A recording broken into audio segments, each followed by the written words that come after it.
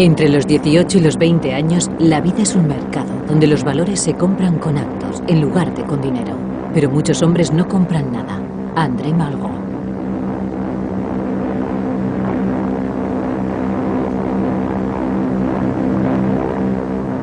Todo por un sueño.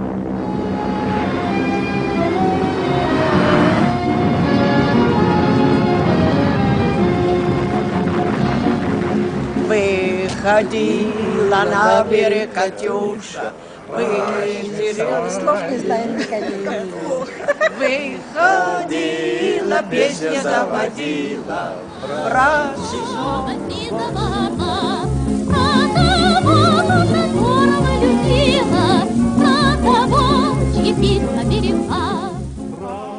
Mi padre era piloto. Cuando tenía 20 años, formaba parte del ejército y también participé en algunas misiones en España apoyando al ejército republicano. Para mí, tener la oportunidad de participar en la guerra era un sueño. Soy una romántica. Yo enterré a dos pilotos. Yo combatí toda la guerra en el Mosca, aunque volé el Chato al principio de la guerra. Malraux estaba en un extremo del avión y yo en el otro. La presencia de la muerte nos dejó en silencio. Igual que los demás hombres, mi padre salió de la Unión Soviética de incógnito. Todos utilizaban seudónimos. En 1937 y 1938 empezaron a detener a las personas implicadas en la guerra española, como los pilotos rusos. Los pilotos soviéticos de la Guerra Civil Española.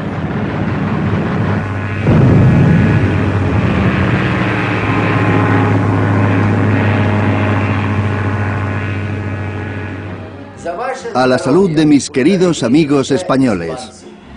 Salud.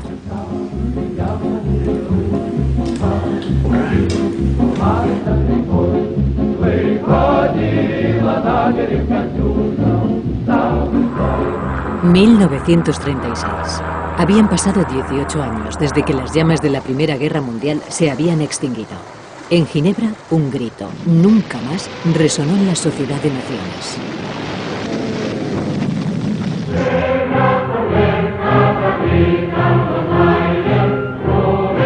Se convocan elecciones en febrero de 1936. En junio, el Frente Popular triunfa en España y en Francia.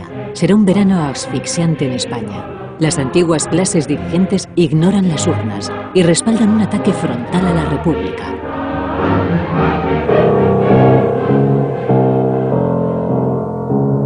El 18 de julio, el general Franco da un golpe que inmediatamente es apoyado por Hitler y Mussolini. Los dos dirigentes envían a España tropas y material.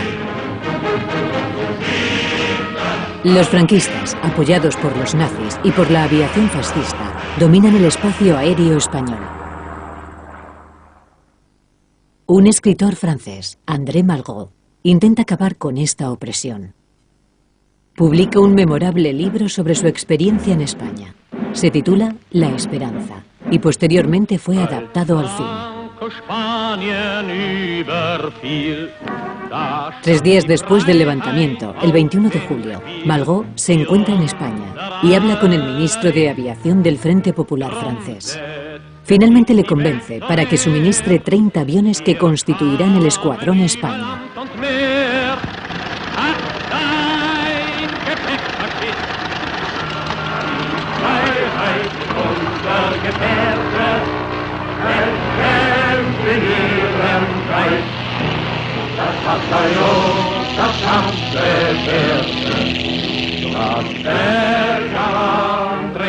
Paul Notton se incorpora al escuadrón junto con Malraux. En su libro, el autor se refiere a Notton como a Tigny. Es el comisario político del escuadrón y cuenta con el apoyo absoluto de un superior que admira su valor. Este es nuestro avión en pleno vuelo. Es una foto preciosa hecha desde otro avión. Al principio, el escuadrón Malraux estaba formado por civiles muy orgullosos de no pertenecer al ejército. Nosotros éramos antimilitaristas. Yo llegué a Madrid el 3 o el 4 de septiembre de 1936. Puede que parezca muy tarde, pero en realidad llegamos mucho antes que las brigadas internacionales o que los rusos. El escuadrón Malraux existía desde julio, pero primero se le conocía como el Escuadrón España. Yo era miembro del Partido Comunista y obedecía las directrices de la Internacional. En un principio, la Internacional no quería que los comunistas fueran a España porque Stalin apoyaba la política de no intervención.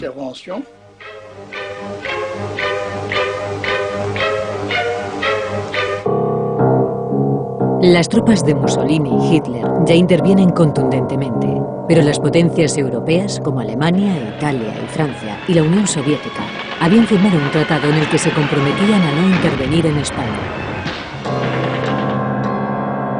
Italia y Alemania han violado claramente ese acuerdo. A pesar de sus relaciones comerciales con España, Francia rehúsa enviar armamento a la República. En su libro, Malraux retrata a un oficial del Ministerio de Asuntos Exteriores. Este supuesto señor García declara amargamente: he visto democracias intervenir en contra de casi todo, excepto del fascismo. El único país capaz de ayudarnos, antes o después, aparte de México, es Rusia. Y no es probable que lo hagan porque están demasiado lejos.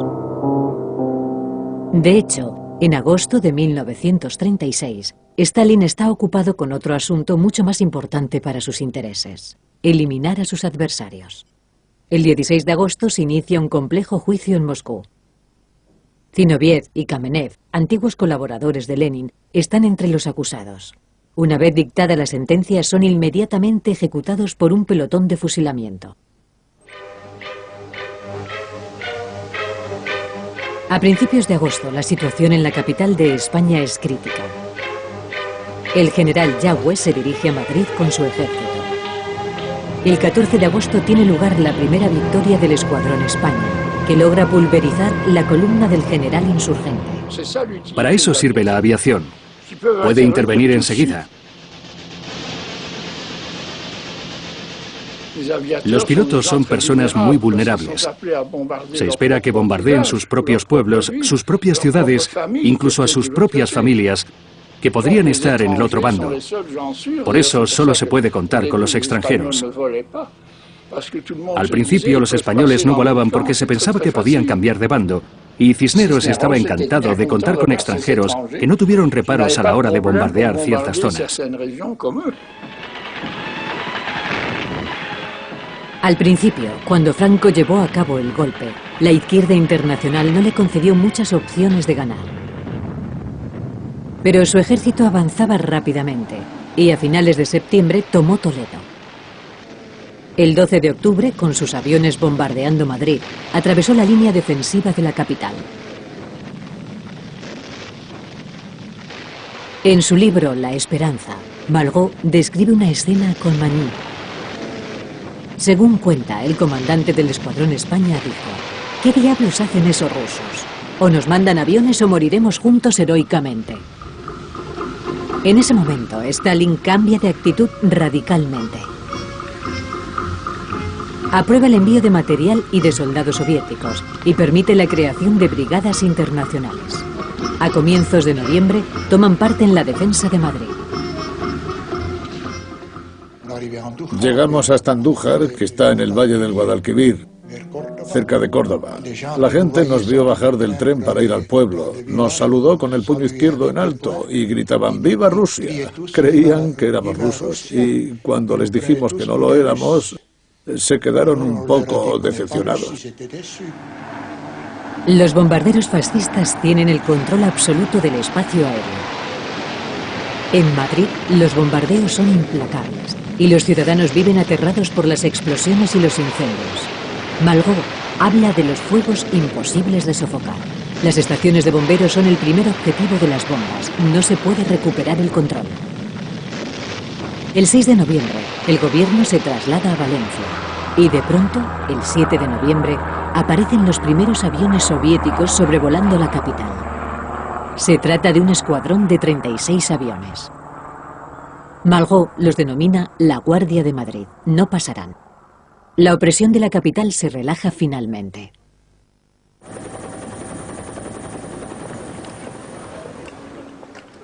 Mi padre nació en Basilea, Suiza, en 1904.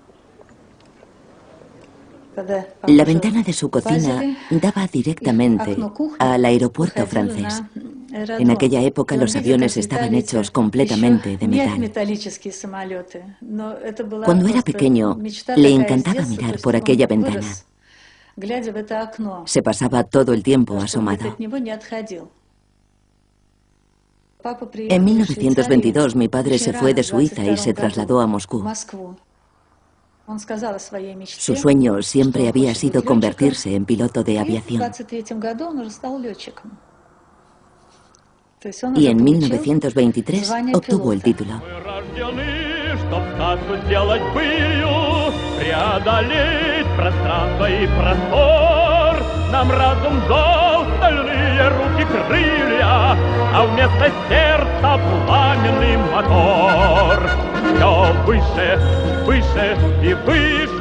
Yo nací en Buenos Aires, en la Argentina. La historia de mis padres, de mi padre principalmente, es la historia de un revolucionario que empezó su actividad política en la Rusia zarista. En el año 31, a papá lo detuvieron, a mamá también. A papá le dieron una buena paliza, lo torturaron y lo echaron de la Argentina, expulsaron.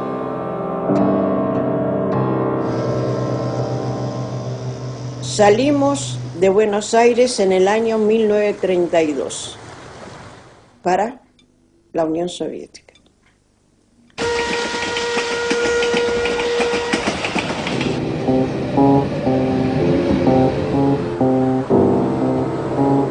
Yo no estaba vestida para el invierno y me desmayé varias veces en la calle, helada, sin tener zapatos calientes. Fue terrible. El primer invierno fue muy triste. No teníamos cartillas para comer, había racionamiento. La habitación era de 8 metros, condiciones malísimas, cucarachas y otras cosas más. General Lavsky. Yo nací el 19 de octubre de 1941. Ahora todo el mundo me conoce como el General Lavsky. Pero mi nombre de pila es Víctor Mikhailovich. Soy capitán general de la aviación y después de la guerra me concedieron el título de héroe de la Unión Soviética. En abril de 1937 me llamaron del cuartel general. Fue una llamada completamente inesperada y me preguntaron: ¿quieres salir en misión oficial? Me sorprendió mucho que finalmente decidieran contar conmigo e inmediatamente contesté que sí. En cuanto llegamos a Moscú nos dieron pasaportes nuevos a todos. La verdad es que fue una situación muy cómica. Recuerdo aquel momento perfectamente. El pasaporte que habían hecho para mí llevaba mi foto y el nombre que figuraba era Julián Don Pedro, valenciano.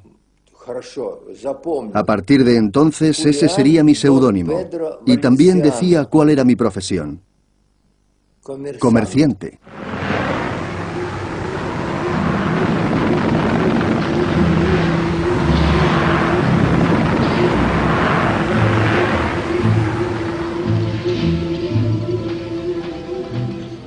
Mi padre luchó en Barcelona durante la Guerra Civil Española y le concedieron una medalla de oro.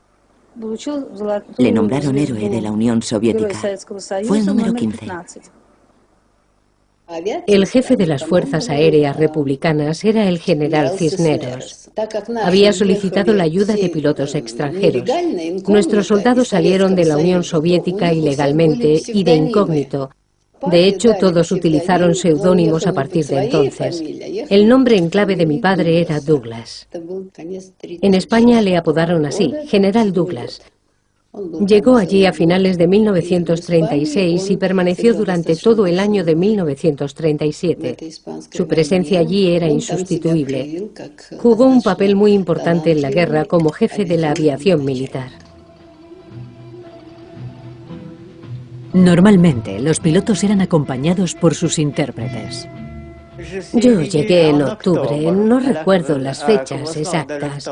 Vine a principios de octubre o finales de septiembre. Me habían contratado como intérprete. Trabajaría directamente para el jefe del Estado Mayor de la aviación rusa y así fue como conocí a Douglas. El general Smukiewicz.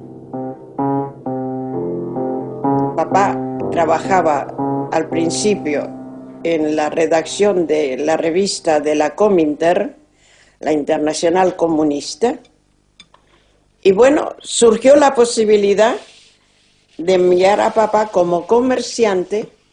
Papá tenía otra misión, se ve, que yo no la sabía.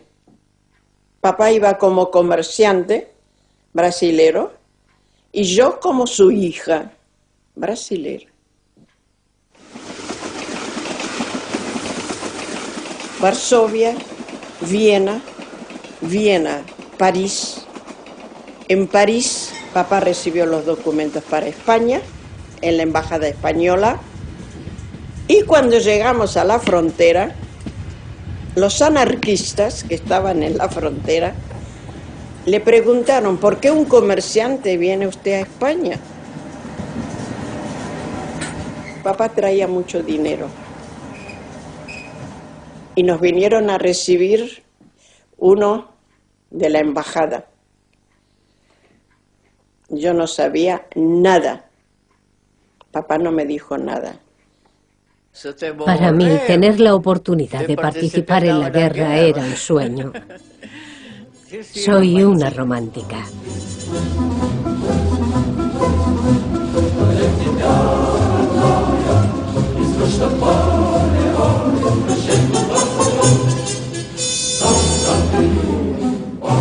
Llegué a Valencia, me presenté en el Hotel Metropol, llaman a la puerta y hay un hombre, Smukiewicz, Douglas.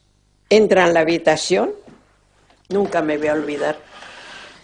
Así, se sienta así y me dice, y me pregunta: ¿quiere usted trabajar de intérprete en la aviación? Así como estaba. Y yo estaba sentada. Yo le miré. Dijo: sí, claro. Él dice: bien, vamos. Tome sus cosas y vamos a Albacete. Entre 2.000 y 3.000 ciudadanos soviéticos participaron en aquella guerra, para bien o para mal. La lucha implacable de Stalin por la supremacía en la Unión Soviética continuaba en España. En toda esta faena con España, la que tenía un gran papel era el servicio militar de inteligencia, el GRU. No vamos a hablar de los espías, etcétera, es otro tema. Con el apoyo soviético crece la influencia de Stalin en España. A comienzos de mayo, las tropas gubernamentales recuperan el control de Barcelona, que hasta entonces estaba bajo el dominio de organizaciones ligadas al Partido Comunista. El 17 de mayo, el gobierno de Largo Caballero, atacado por el Partido Comunista Español, fue sustituido por el gobierno de Juan Negrín. La influencia del partido aumentó.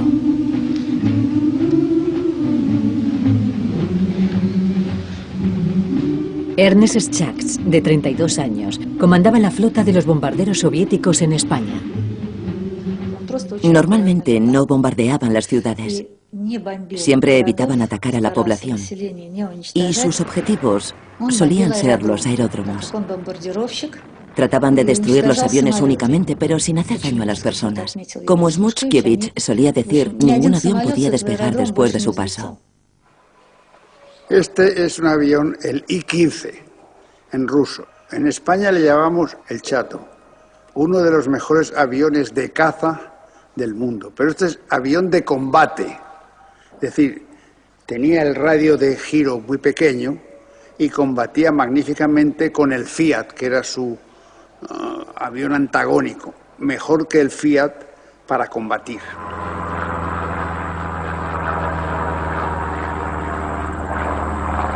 Llevaba una placa blindada para proteger al piloto. Aquí está, en la palanca están los gatillos para las 4 ametralladoras.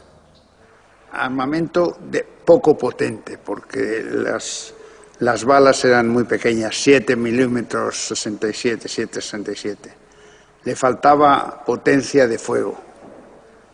Pero tenía 4 ametralladoras que eran muy buenas.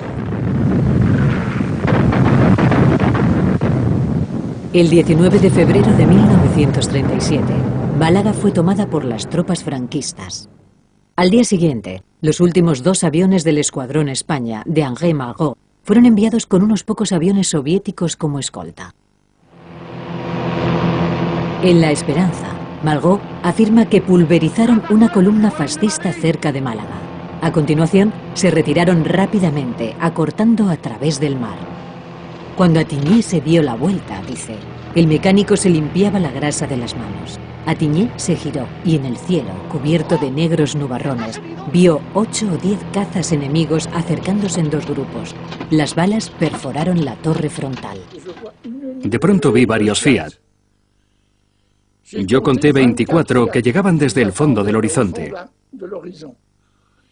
Se acercaban a gran velocidad y entonces el avión fue acribillado por una ráfaga. Varios hombres fueron alcanzados. De pronto, sentí una especie de latigazo en la pierna.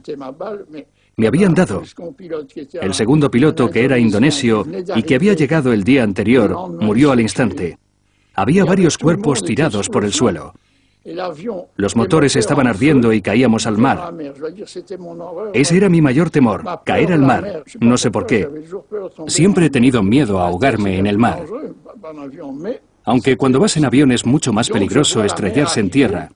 El pánico nos invadió. Un compañero y yo vimos que nos precipitábamos contra el mar. Parece increíble, pero en esos momentos, cuando estás herido, no sientes nada. El primer piloto, que estaba aún vivo, me ayudó a tirar de la palanca del timón. Intentábamos nivelar el avión, pero no teníamos motor y caíamos así, inclinados. Yo estaba delante viendo cómo se acercaba el mar. Solo estábamos a 3 kilómetros de la costa. No había modo de salir.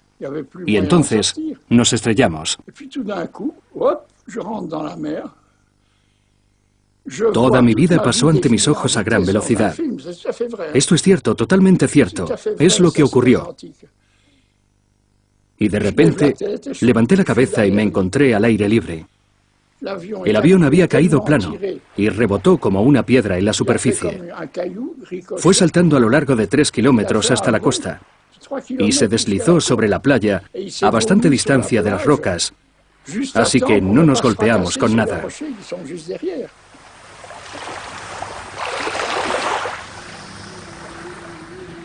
Al principio, la Unión Soviética proporcionó aviones y pilotos que llegaban a España a través del mar. Generalmente, los pilotos soviéticos solo se quedaban unos meses, el tiempo suficiente para ser entrenados, y a continuación eran sustituidos por otros.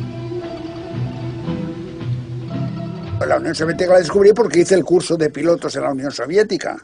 Nos trataron muy bien, nos enseñaron magníficamente, me admiran los instructores de vuelo soviéticos que no sabían español y nosotros sabíamos ruso y nos enseñaron a través de los intérpretes como Clarita.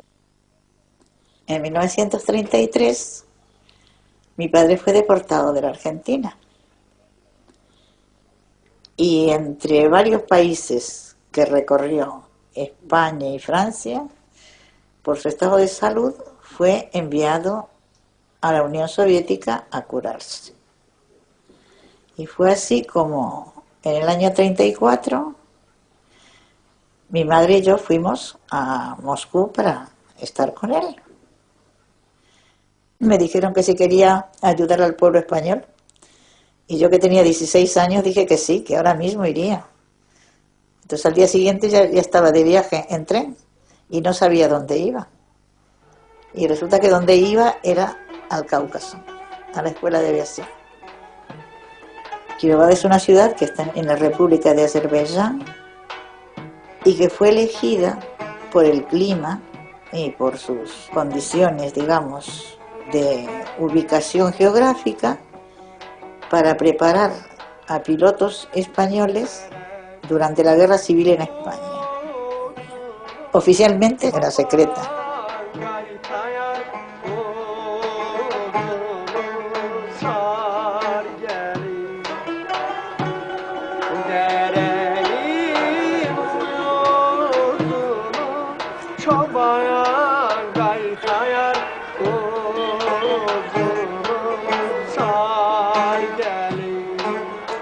En 1936, todos sabíamos que había una escuela de aviación.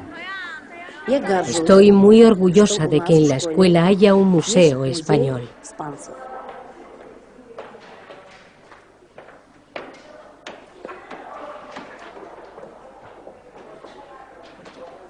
Nueve alumnos españoles estudiaron allí. Petrov, Bakayev, Signorin Georgi, todos eran seudónimos, no eran más que nombres prestados. Todos llegaron aquí de forma ilegal y por eso necesitaban documentación falsa. Rubén Ibarruri, uno de los héroes de la Unión Soviética, era hijo de Dolores Ibarruri, secretaria general del Partido Comunista Español. Shchak Ernst Genrikovich, general de división de la aviación, comandante del escuadrón de bombarderos SB, héroe de la Unión Soviética, 3 órdenes de Lenin y orden de la Estrella Roja. Me alegró mucho saber que el nombre de aquella persona que combatió contra el mal con tanta ferocidad no había sido olvidado. Este hombre es recordado como un héroe de la Unión Soviética, pero eso no es lo más importante. Lo que más me llama la atención es que era suizo, de Basilea, y en ese momento vivía en Ganja. Luchó contra el fascismo y fue profesor de español y ruso. Su actitud me parece muy respetable.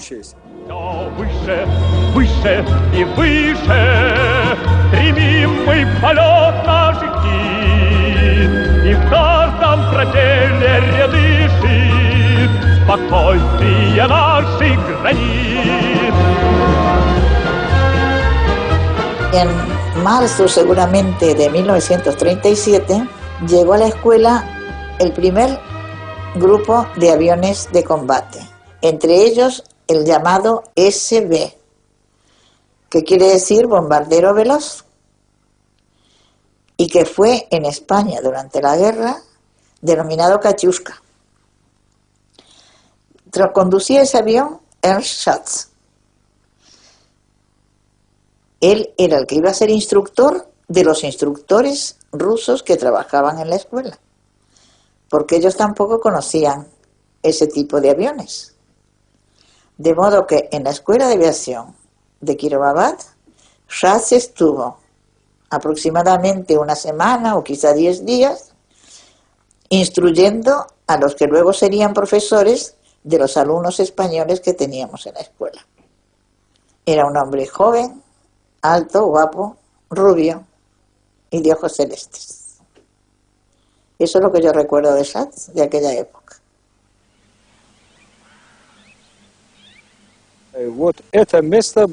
Allí había un pequeño aeropuerto y también había varios instructores que enseñaban a pilotar los aviones. Desde ahí era desde donde despegaban. En ese aeropuerto murieron los primeros 4 españoles durante unas maniobras de combate.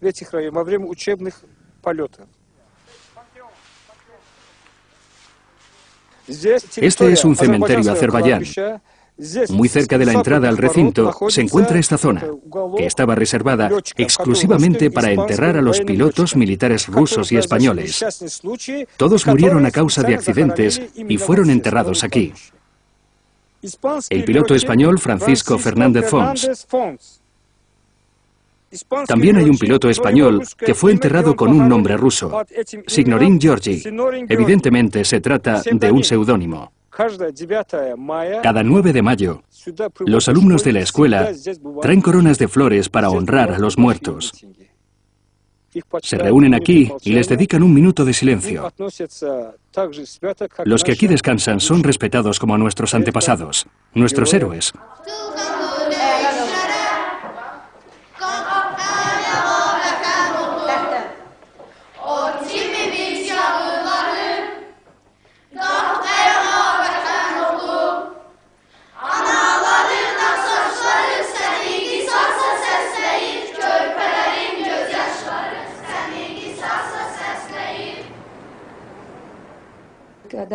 Cuando nos fuimos de España para volver a la Unión Soviética, mi padre se llevó de recuerdo una daga y unas castañuelas. Y cada vez que teníamos una visita pasábamos momentos muy divertidos. Cantábamos canciones españolas y mi padre se mostraba muy feliz. No dejaba de sonreír y rebosaba alegría. Todo el mundo se daba cuenta.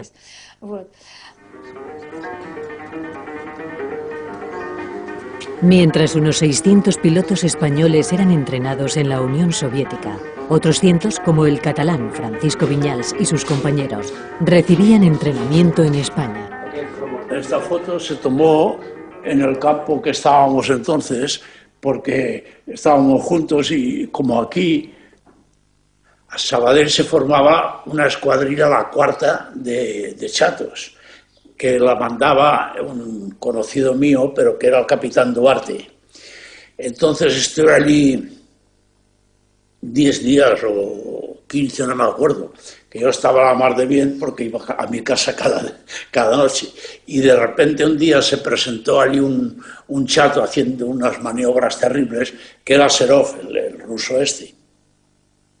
Y yo me quedé con los rusos. Allí había la primera escuadrilla que la mandaba Serov. Bueno, yo estaba allí y al cabo de media hora o así que estaba allí, pasó el motorista para avisar que nos pusiéramos en cuidado para marchar para el frente.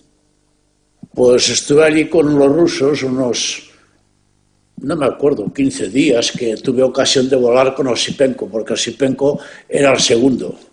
Y yo, claro, vivía con los rusos, yo solo, y veía cómo comían, que a mí me... porque en lugar de pan comían huevos duros. O sea que y había 2 o 3 que en lugar de vino, coñac. O sea que los aprendí a estar con ellos. Buena gente, pero primitiva. Lo que más nos gusta es el vino tinto de España. El vino rojo. El avión que me llevó a España aterrizó en un aeropuerto cerca de Madrid, en Alcalá de Henares. Nuestra aviación no estaba allí todavía, no habían llegado, pero el escuadrón de André Malraux ya estaba en la zona y me presentaron a algunos de sus miembros. Estábamos en Alcalá el 7 de noviembre. Nos enteramos de que había más pilotos rusos a los que no conocíamos. Íbamos a celebrar el aniversario de la Revolución Rusa con ellos. Nosotros éramos comunistas. Malraux no estaba allí, y yo era el comisario político de la escuadrilla. Habíamos tenido una comida bastante frugal en el comedor, y además habían invitado a los pilotos soviéticos. No sé cómo lo organizaron todo. Aquellos pilotos eran militares, no civiles, y admirábamos mucho su valor. Se sentaron a comer con nosotros, aunque la verdad es que no había demasiada comida. Pero cuando llegamos a los postres, propusimos un brindis. Lo recuerdo como si fuera ayer. Y yo, en calidad de representante de la escuadrilla, dije: camaradas, hagamos un brindis por la persona en la que todos estamos pensando. Lo dije en español, porque también los rusos nos entendían. Pero enseguida me di cuenta de que no sabían a qué me refería. Me preguntaron: ¿qué quieres decir? Y yo respondí: hablo del camarada Stalin. Entonces se me quedaron mirando aterrados. Supongo que se preguntaban: ¿será agente de la GPU? ¿Por qué habla de Stalin? Para ellos, era el dirigente de Rusia, pero mucha gente le temía y no entendían que brindásemos por él. Sin embargo, se levantaron para que nadie los acusara de ser poco entusiastas y bebimos por el camarada Stalin. Así que fui yo el que despertó el ardor stalinista de aquellos rusos. No entendían muy bien la ideología comunista y habían sido enviados allí simplemente porque eran militares. Después de aquel día, no volvimos a verlos nunca más. Nos bombardearon en Alcalá, nos bombardearon en Albacete el 24 de febrero del 37. Bombardearon Albacete porque Albacete era donde se formaban las brigadas internacionales. Ahí había la estación y bombardearon la ciudad. Iban sobre nosotros estábamos a unos kilómetros y veíamos los aviones, los Junkers, y luego las explosiones. Aquello era terrible, algo tremendo. El bombardeo es el ruido y cómo silban las bombas. Yo nunca me lo voy a olvidar.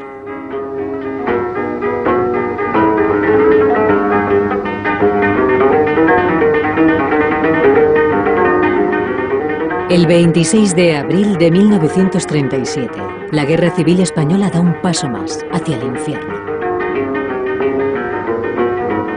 En Guernica es día de mercado. 4 escuadrillas alemanas de la Legión Cóndor, protegidas por aviones caza italianos, bombardean la ciudad para probar su nuevo armamento. Por primera vez en la historia, una ciudad es destruida por la aviación. Paradójicamente, los pilotos implicados eran alemanes, que habían sido entrenados en el aeropuerto secreto de Lipetsk, en la Unión Soviética. Cuando me enteré de que los alemanes habían bombardeado la ciudad de Guernica y la habían dejado completamente destruida, me sentí horrorizado por la crueldad y la barbarie de los fascistas. Junker 52, los que bombardearon Madrid, los que bombardearon Guernica, eran estos, al que mejor derribábamos los aviones de bombardeo, porque este sí caía, los otros no caían. Estos aviones estaban todos ellos blindados y no caían. Disparabas, a lo mejor matabas al piloto, pero ponían el piloto automático y no caían.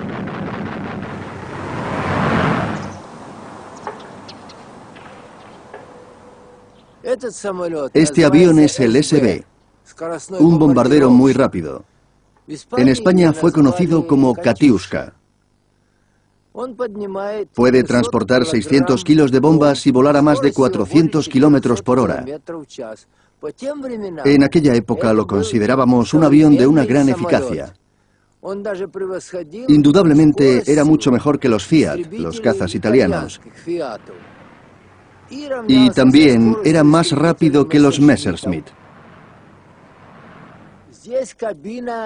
La ametralladora se encontraba en la cabina del artillero. Cuando volábamos manteníamos el arma apuntando hacia la parte trasera del avión y así nos protegíamos de los cazas enemigos. Nos atacaron en muchísimas ocasiones, alrededor de unas 20 veces. Así que tratábamos de estar prevenidos. El 31 de octubre de 1937, el gobierno de Juan Negrín se trasladó de Valencia a Barcelona. Su intención era fortalecer los lazos entre las 3 ciudades que seguían bajo su control: Barcelona, Madrid y Valencia. En diciembre, el ejército republicano lanzó una ofensiva en Teruel y tuvo éxito. Yo era la primera vez que veía al frente.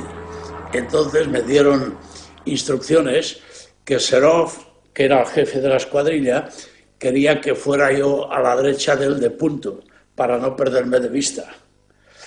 Y sin saber dónde, yo claro no sabía dónde iba, pero nos fuimos al frente de Teruel.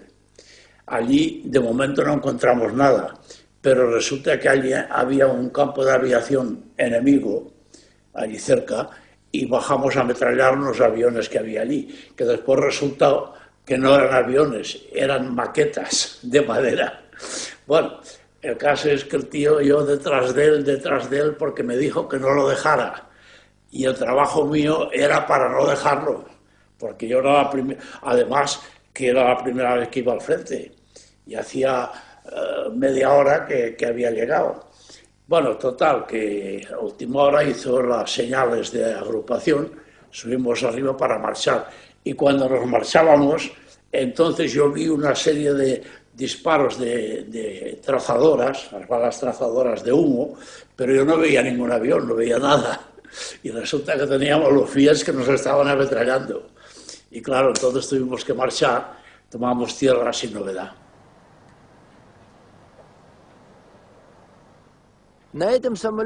Yo realicé 96 misiones pilotando este avión. 36 de ellas fueron simplemente vuelos de reconocimiento sobre territorio enemigo y las otras 60 se llevaron a cabo para bombardear posiciones enemigas cerca de Madrid, Zaragoza y Teruel.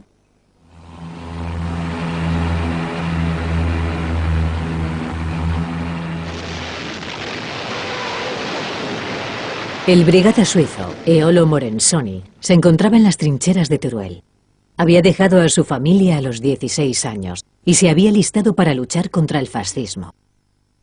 André Malraux escribió: «En este universo tan absurdo, lo único que no es absurdo es lo que podemos hacer por otros». Era una decisión que había tomado hacía mucho tiempo.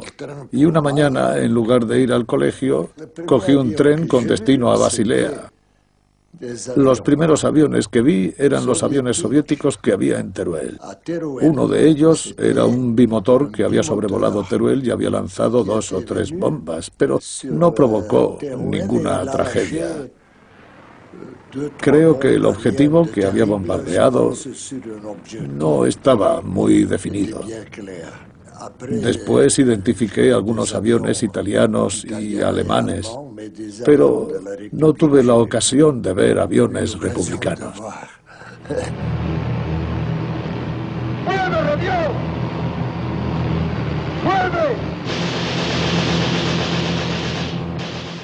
No podíamos ver al enemigo, pero no nos resultaba difícil matarles porque para nosotros eran como moscas, como hormigas en la carretera. No los veíamos, no podíamos ver la expresión de sus ojos. Volábamos muy alto y los muertos eran personas anónimas. Eso te infunde valor. No te afecta matar hormigas. La primera vez que volé, nos ordenaron bombardear un aeródromo enemigo. Todas las bombas cayeron sobre la estructura, destruyendo la salida. También impactaron en varios aviones, que quedaron completamente destrozados. Ese fue nuestro primer vuelo.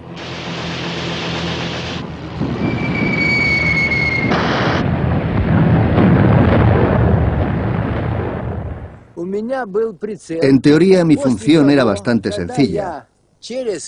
Cuando localizaba el blanco a través del objetivo, solo tenía que presionar un botón para lanzar las bombas. A continuación observaba cómo explotaban y comprobaba si habían dado en el blanco. Yo me sentaba en la parte delantera como observador y utilizaba un telescopio para distinguir mejor el blanco. Después presionaba un botón y lanzaba las bombas. Eso era todo. El 25 de julio de 1938, 80.000 soldados republicanos cruzaron el Ebro bajo el mando del general Juan Modesto. Avanzaban apoyados por 100 cazas soviéticos y cruzaron el río por 3 puntos muy distanciados, a lo largo de una frontera de 65 kilómetros. Llevaban todo tipo de barcos, grandes y pequeños. Así dio comienzo una de las batallas más importantes de la historia. Llegamos al frente. El río Ebro, cuando fuimos al frente, estaba a nuestra izquierda. Yo pensé, si dejo el río Ebro a la derecha, volveré a casa. ¿Qué pasa? No. Crucé el río, quedó a la derecha, pero seguí en la misma dirección. Llego a Zaragoza y empiezan a disparar los antiaéreos enemigos. Zaragoza estaba en manos de los fascistas. Digo, no, está bien. Y di la vuelta. Di la vuelta, pum, pum, pum. Había la teoría de que no podías tomar tierra fuera del aeródromo con el Mosca, que si no podías te tirases en paracaídas. Pero ¿cómo voy a saltar yo en paracaídas con un avión nuevo, bonito y, en fin, flamante? No, y fui volando a ver si encontraba un aeródromo. Se me para el motor sin gasolina. Veo debajo de mí un aeródromo, tomó tierra y era mi aeródromo, que no lo había reconocido. Ese fue el primer combate. Cada día 2 o 3 combates. Hubo uno particularmente para mí muy serio, que fue el que me derribaron allí. Me derribaron, que tuve un combate con un Fiat, que lo derribé yo, me derribaron y pude tomar tierra allí al lado, entre Forniche Alto, pueblo, y Forniche Bajo. Combatimos con los Fiat, me encontré con un Fiat delante de mí, yo detrás, le metí todas las balas y cayó delante de mí. Pero la mayoría de los aviones derribados por nosotros eran cazas. Nosotros no podíamos seguirle hasta abajo porque había otros aviones combatiendo. Por eso es muy difícil establecer los aviones derribados, porque un mismo avión lo han disparado 3 pilotos y cada cual cree de verdad que lo ha derribado él. En aquella época han llegado a combatir al mismo tiempo cerca de 200 aviones. Por nuestra parte 60 o 70, por parte de ellos 140. Era una mezcla, una mezcolanza de aviones que era fácil chocar incluso con los aviones enemigos. Me volvieron a derribar otra vez, porque yo estaba detrás de un Fiat que lo había tocado y quería ver dónde caía. Y me puse detrás de él mirando y no me di cuenta que detrás tenía otro Fiat. Y me alargó ¿sabe que llevaban ametralladoras de 12 milímetros? Una. Y se me llevó la culata del cilindro de arriba. Pero bueno, pude tomar tierra. Andaba a tierra y al día siguiente me cambiaron la culata. Otra vez que me derribaron fue en Aragón, entre Forniche Alto y Forniche Bajo.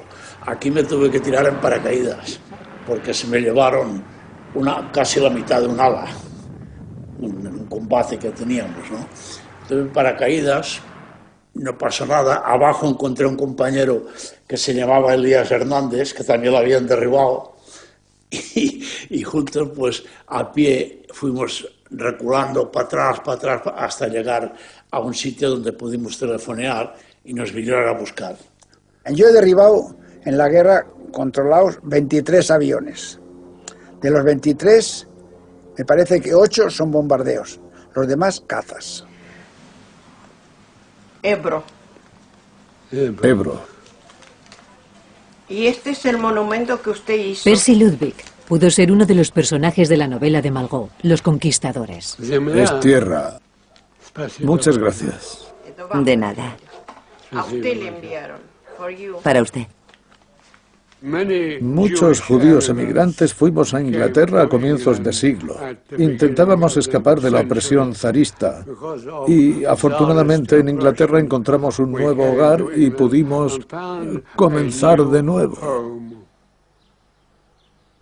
Sin embargo, mi padre se negó a alistarse en el ejército británico y a luchar por ese país. Para él, aquella era una decisión irrevocable, a pesar de las consecuencias. Y, de hecho, fue deportado por ese motivo. Tuvo que regresar a Rusia en 1917, en la Primera Guerra Mundial.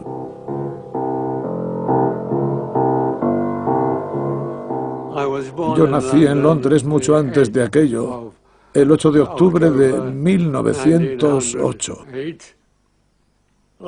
Tuve que marcharme a Rusia con mi familia en 1921. Ese mismo año, en cuanto llegamos, mis padres decidieron instalarse en Moscú y nunca más volvimos a trasladarnos de ciudad. Desde entonces vivimos en Moscú.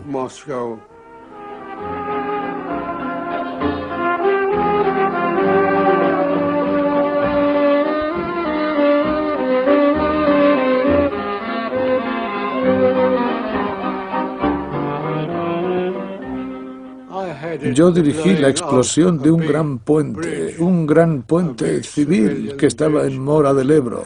Allí fue donde se desarrollaron casi todas mis misiones cuando estuve en España. En Mora del Ebro tomé parte en todos los combates de la 15ª Brigada Internacional. Elizabeth Parchina dejó de trabajar como intérprete tras un accidente mortal en su base. Los aviones iban a aterrizar y un operario ruso recibió un disparo cuando uno de sus compañeros probaba una ametralladora. Yo estaba presente cuando aquel hombre murió y poco antes de morir me dijo: siento mucho no poder seguir participando en los combates. Y yo me apresuré a decir: tranquilo, yo iré para reemplazarte. Para reemplazar esta pérdida. Por eso me fui al frente.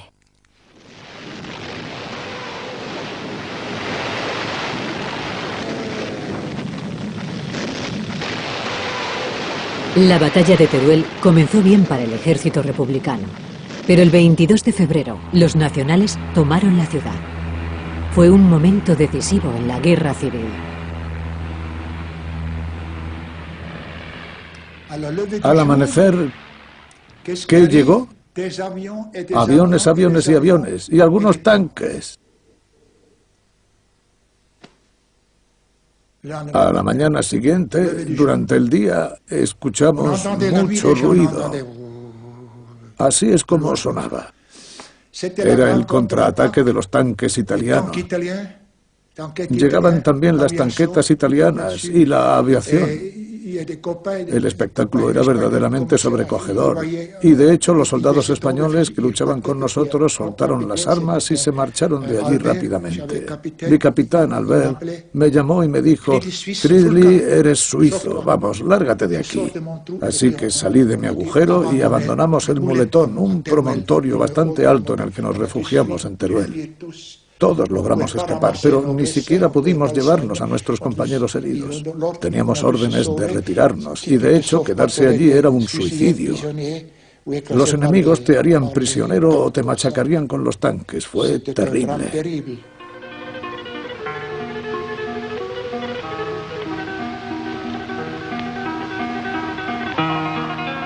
La guerra española les permitió comprobar su capacidad contra otras fuerzas beligerantes.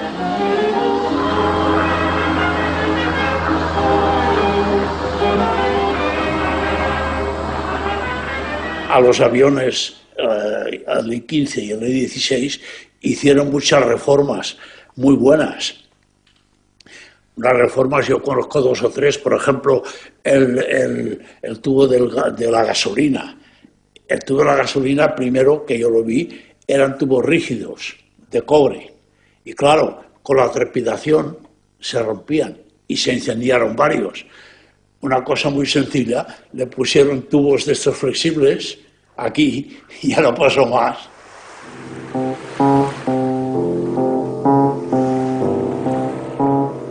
Franco pagó a Hitler y a Mussolini para que le ayudasen. A su vez, Stalin también recibió dinero por su intervención en la guerra. La República Española le pagó con fondos del Tesoro Nacional. ¿Qué más puedo decir de Schatz? Que lo volví a ver en septiembre de 1938. Él era entonces jefe de una escuela de aviación para el Mando Superior de la Aviación. La escuela se encontraba en la ciudad de Lipetsk, al sur de Moscú, y yo fui allí porque fui a visitar a unos conocidos. Y fue la última vez que lo vi.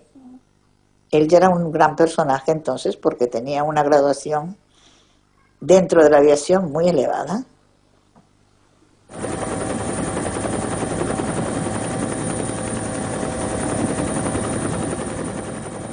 En la primavera de 1937, la guerra continúa en España y el territorio republicano retrocede a gran velocidad. Ernest Schatz regresa a la Unión Soviética, donde toma el mando del aeropuerto de Lipetsk. La ciudad, 400 kilómetros al sur de Moscú, tiene una larga historia de secretismo. Tras la muerte de Lenin, en 1925, el ejército soviético entrenó allí a más de 100 pilotos alemanes, hasta que Hitler llegó al poder.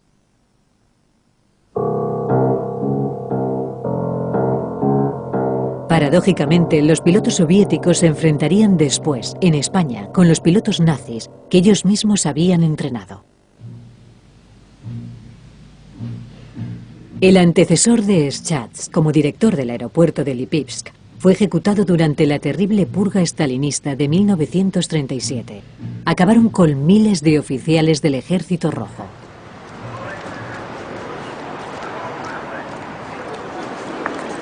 Los oficiales soviéticos enviados a España, como el general Bersin, el embajador Rosenberg o el cónsul Antonov Ovchenko, son repatriados a Moscú y fusilados. Ernest Schatz, nombrado director de la escuela de Lipivsk en 1937, se encuentra en una posición inestable.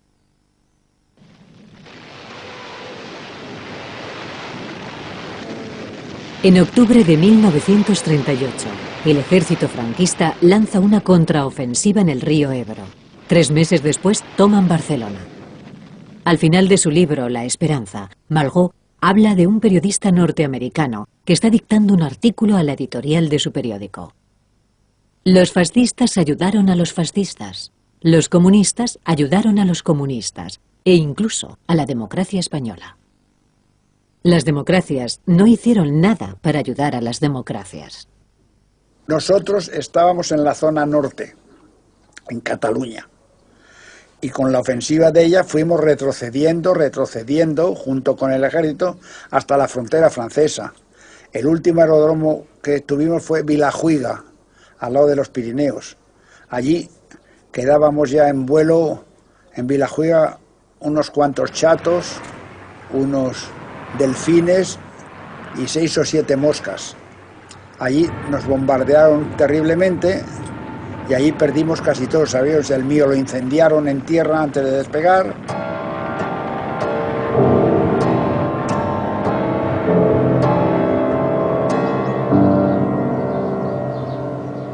Casi 300 ciudadanos soviéticos murieron en España. Un monumento en su honor se alza en Madrid, en el cementerio de Cuatro Vientos. Tras la derrota de los republicanos, los pilotos soviéticos lograron regresar a Moscú. La mayoría de los pilotos españoles se marcharon a Francia, pero muchos otros fueron arrestados por los franquistas. A mí pidieron, no me condenaron, me pidieron la pena de muerte, porque seguramente era por el combate ese de Teruel, que era una figura de ellos, el que cayó, pero me la pidieron. Y cuando me la vinieron a confirmar, me confirmaron 25 años y un día. Bueno, estuve allí pues casi 2 años y medio en la cárcel. Los pilotos que huyeron a Francia fueron detenidos y encerrados en campos de concentración. Retrocedimos andando a Francia. En Francia nos metieron en los campos de concentración franceses.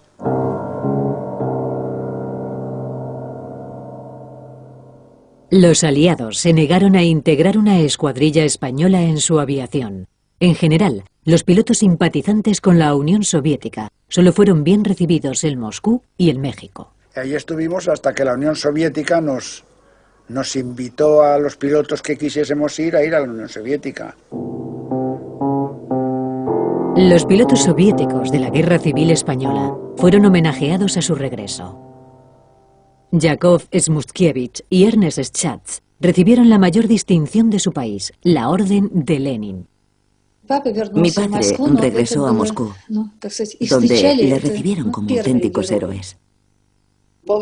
Cuando mi padre volvió a Rusia, fue muy bien recibido por sus compatriotas.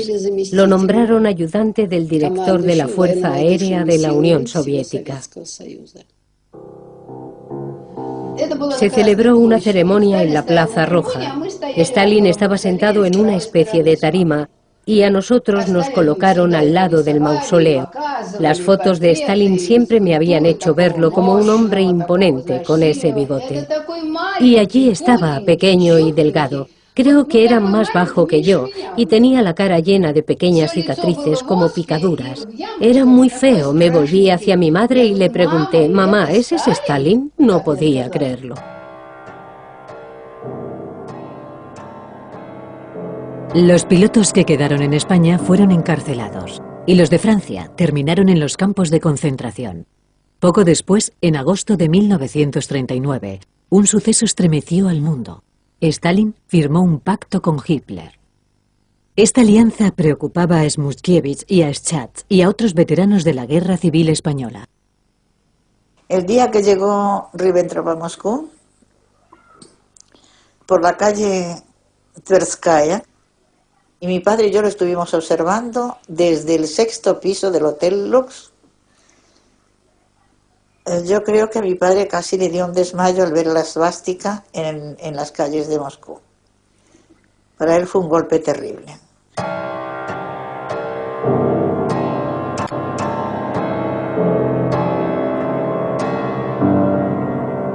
En Basilea, a finales de mayo de 1941, los compañeros de Ernest Schatz quedaron perplejos al ver su foto con el mariscal Timochenko. Apareció en la portada de una revista nazi. Era una mala señal. El 21 de junio de 1941, los acontecimientos dan un nuevo giro. Las tropas nazis invaden la Unión Soviética. La aviación soviética es derribada por la Luftwaffe. ¿Cómo es posible que ocurra este desastre? ¿Dónde estaban los mandos de la Fuerza Aérea Soviética? Y en particular, Yakov Smutkiewicz y Ernest Schatz. Mi padre fue detenido el 20 de mayo del 41. Esta es una foto de él en la Lubianka. Fue trasladado de Orlov a Moscú y esta foto se le hicieron justo antes de torturarlo. Esta es mi madre, que también fue detenida en Moscú y conducida a la Lubianka. ¿De qué le podían acusar a Schacht? ¿De que él era suizo y que estuvo en España? Lo único, que era extranjero. A lo largo del mes de junio fueron asesinados muchos de los líderes de la Fuerza Aérea Soviética. Cualquier hombre con experiencia en combate era detenido y sometido a las más terribles torturas. A mi padre lo tenían retenido en la cárcel de Sukhanavo. Allí Lavrent Beria participó personalmente en casi todas las sesiones de tortura. Su padre y su madre habían sido detenidos. Y Rita Schatz tuvo que marcharse con sus abuelos, que habían llegado a la Unión Soviética en 1937. Sin embargo, poco después, también fueron detenidos. Rita fue enviada a un orfanato, como miles de niños soviéticos, cuyos padres cayeron víctimas de las purgas estalinistas. José María Bravo regresó al combate con las fuerzas aéreas soviéticas. Le habían confiado una misión muy especial. La escuadrilla mía protegió el vuelo de Stalin sin saber que era Stalin, no sabíamos que era él. Acompañamos 2 aviones, llegamos a Teherán y en Teherán nos enteramos de que era Stalin. Stalin me dijo a mí, ¿tú eres georgiano? Y digo, no, soy español. Digo, así, español, le llamamos generalísimo. Camarada generalísimo, soy español. Ah, español, sí, muy bien. ¿Y por qué has traído a tus pilotos en calzoncillos? Y es que el traje nuestro, del traje de faena nuestro, por el sol estaba quemado completamente y parecía que íbamos con calzoncillos largos. Y le conté que el traje se quemaba del sol y entonces, como tenía mucha fuerza, le dijo al ayudante que en el plazo de 3 días a todos los pilotos del Cáucaso les den un uniforme que no pierda el color con el sol, no se destiña. Y a los 3 días teníamos todos un uniforme nuevo. Esta es la pregunta que se hacen todos los que asistieron a la tragedia. ¿Por qué Stalin, descrito por Malraux como el único que restauró la dignidad de la raza humana, por qué el dictador del Kremlin decidió descabezar a su aviación precisamente durante el ataque nazi?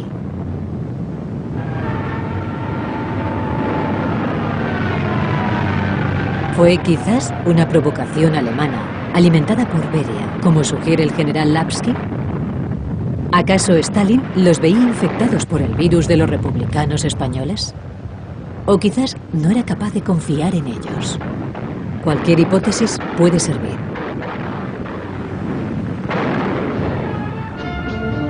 Al final de la guerra, Rita Schat y Rosa Echmuskiewicz no tenían noticias de sus padres, pero ambas conservaban la esperanza de que siguieran vivos. Vivimos 10 años con la esperanza de volver a ver a nuestros padres. 10 años. Eso fue lo que nos dio fuerzas, lo que nos ayudó a seguir viviendo. La esperanza.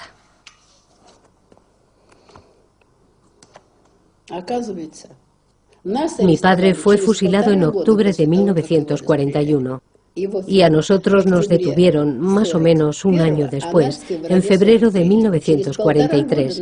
Vinieron por nosotros como si fuésemos la familia de un traidor, pero él nunca fue acusado oficialmente, nunca le juzgaron, no se celebró ningún juicio.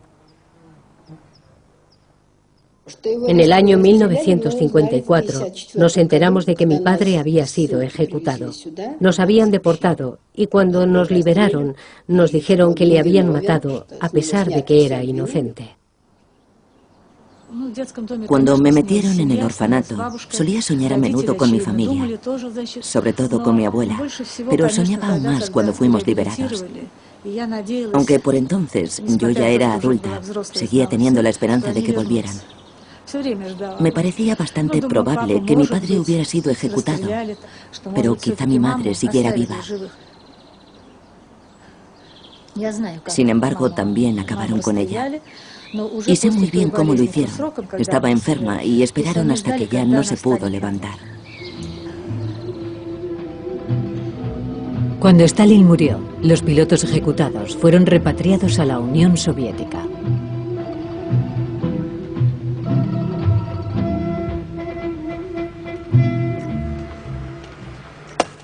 Desde hace algunos años, los descendientes de estas personas se han movilizado.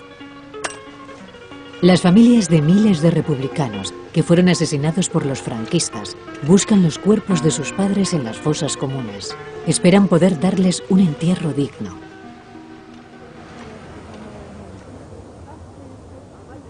Los cuerpos de algunos pilotos soviéticos, como Yakov Smuskiewicz, Ernest Schat y otros de sus camaradas, siguen en Rusia. Fueron asesinados por orden de Stalin y aún carecen de un lugar donde descansar en paz. Стремится полет наших птиц, и в каждом пропеллере дышит спокойствие наших границ. Выше и выше стремим мы полет наших птиц, и в каждом пропеллере дышит спокойствие наших границ. Бросая ввысь свой аппарат послушный, или творя невиданный полет, мы сознаем, как крепнет тот воздушный, наш первый в мире пролетарский флот. Все выше, выше и выше стремим мы полет наших птиц, и в каждом пропеллере дышит спокойствие.